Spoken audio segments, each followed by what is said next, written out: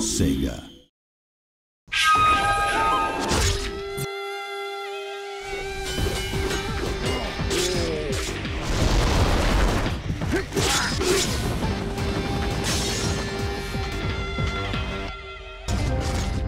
Shinobi is very fundamentally a side-scrolling action game, even from the very original incarnation in the arcade. We wanted to preserve the core combat elements that made the first game so popular. So the strong melee combat system up close, and then the ranged throwing stars, in our case throwing knives, to balance out sort of that melee combat. I think if you mention Shinobi to anyone on the street, like, have you played this game?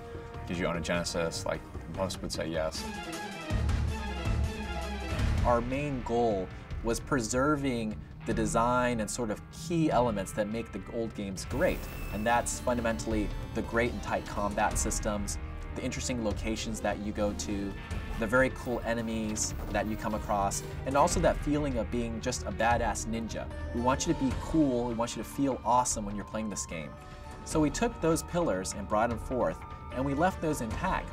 But we also expanded upon stuff, so we added more combat moves. The original game was one-hit kills, both in you taking out enemies, but then also you taking damage and dying, so it was really pretty intense. But as the games have progressed, they've become a little bit more involved in the way that you can actually dispatch your enemies, the ways that you can actually combat them. Artwork in Shinobi has always been a very difficult thing.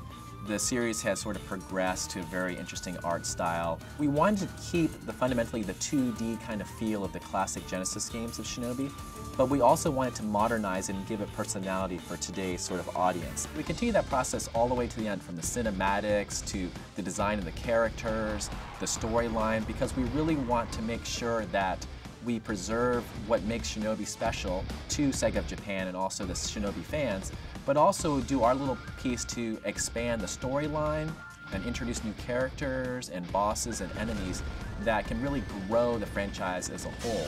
We're expanding the lore of Shinobi, we're expanding the characters, we're expanding the backdrop. We have a game that started on the arcades that is very like a quarter muncher. Once they hit you, you're dead. There's a lot of interesting aspects of the 3DS that compelled us. There was the 3D aspect of the system, and we felt that that could add a nice sense of depth to the worlds that we're building for Shinobi. And then you have the touch controls, you have the gyroscope, and being able to add those new gameplay mechanics into the classic sort of action in Shinobi was another compelling feature. This game is Shinobi. I mean, we had a really passionate development team. We had the support of Sega of Japan the whole way through and the whole IP holders. So it is a Shinobi title. It may have been developed by a Western studio, but we took what was great about the old Shinobi titles and we made them better.